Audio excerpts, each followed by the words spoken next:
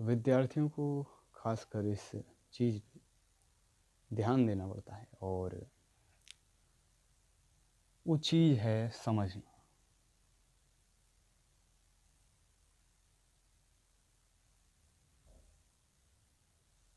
इस चीज़ पे खासकर विद्यार्थियों को बहुत अधिक ध्यान देना पड़ता है और कुछ बातें मैं स्पष्ट करना चाहता हूँ कि पहली तो ये कि जो लोग स्वयं को समझते हैं वो दूसरों से उम्मीद नहीं रखते कि दूसरे उनको समझें। वे किसी अन्य से समझने की उम्मीद नहीं रखते। और जो लोग अभी रस लेने में लगे हैं, दूसरा, जो लोग रस लेने में लगे हैं कहीं और, उनके लिए सालों भी कम पड़ेंगे, क्योंकि वे कहीं अन्य स्थान पे, अन्य जगहों पे अभी रस लेने में, तो उन्हें ये चीज़ें समझ में नहीं आएंगी। तो ये दो बातें स्पष्ट हो जाएं तो ठीक है। और समझने में समस्या इसलिए होती है क्योंकि अंतर है। अंतर है किस चीज़ का? अंतर है, जो खाई है, जो दूरी है, वो किस चीज़ की है? वो अंतर इस चीज़ का है कि एक तो है मानसिकता का, कि व्यक्ति अलग अलग तरीके की मानसिकता के साथ पले बड़े हैं, और दूसरा अंतर है वो है परिस्थितियों का भी। अलग अलग परिस्थितियों से होकर लोग गुजरे।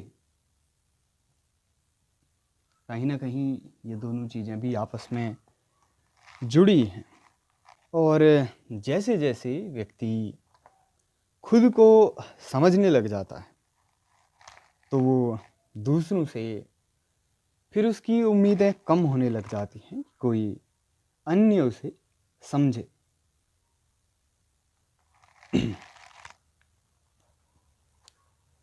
और बाकी अंतर और है भी क्या, आप देखेंगे कि आप में और आपके आसपास जो भी अन्य लोग हैं उनमें क्या अंतर है? बहुत अधिक अंतर व्यवहारिक होता नहीं। चाहे आप स्त्री पुरुष में भी देख लीजिए, उनमें भी एक तरीके से 23 में से 22 गुणसूत्र समान होते हैं, और जो 23वां गुणसूत्र होता है वो भी आधा समान होता है। एक्स एक्स और एक्स वाई। एक्स एक्स स्त्री और एक्स वाई पुरुष के लिए उपयोग में होता है। और आप देखेंगे कि पुरुष में एक्स और वाई दोनों मौजूद हैं, जबकि स्त्री में सिर्फ एक्स मौजूद है। और इससे एक मिलता जुलता तथ्य भी है कि स्त्री को पुरुष की अर्धांगिनी कहते हैं, जबकि ऐसा विपरीत नहीं है। तो अगर ये कहीं ना कहीं गहरी समझ और ज्ञान से निकली बात है तो ये प्रशंसनीय है, और अगर संयोगवश नहीं है तो और भी ज़्यादा प्रशंसनीय है। और समझ की इससे अधिक क्या उपयोगिता हो सकती है? अगर आप चीज़ों को और किसी व्यक्ति को समझते हैं तो ये हो सकता है कि आप व्यवहारिक तौर पे आप परिणामों को अपने पक्ष में कर पाएं। इसका इतना उपयोग तो हो सकता है। कहीं ना कहीं ये बात भी ठीक है कि जो अधिक पढ़ने वाला व्यक्ति है वो समझने में चूक कर सकता है, क्योंकि उसका ज्ञान व्यवहारिक नहीं है। तो वो ये कर सकता है कि जो अधिक व्यवहारिक व्यक्ति है उनसे बात कर सकता है। पढ़ना सिर्फ जानकारी को एकत्र करने का एक तरीका मात्र है, सिर्फ एक तरीका है। इसलिए हाँ, जिसके पास व्यवहारिक ज्ञान अधिक है, जिसने कम भी पढ़ा है और स्वयं से चीज़ों के निष्कर्ष निकाले हैं, तो उसकी चीज़ों को निष्कर्ष करने की क्षमता कहीं ना कहीं अधिक पढ़ने वाले व्यक्ति से ज़्यादा होगी।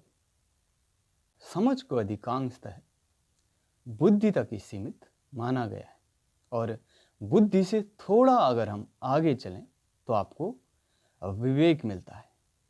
विवेक आपको बुद्धि की उचित, और विवेक में संयम है।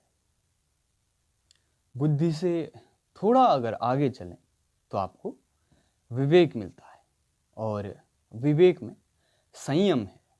विवेक से आप उचित और अनुचित का अंतर पता करते हैं, और इसके बाद अगर चीज़ आवश्यक है तो वो की जाएगी।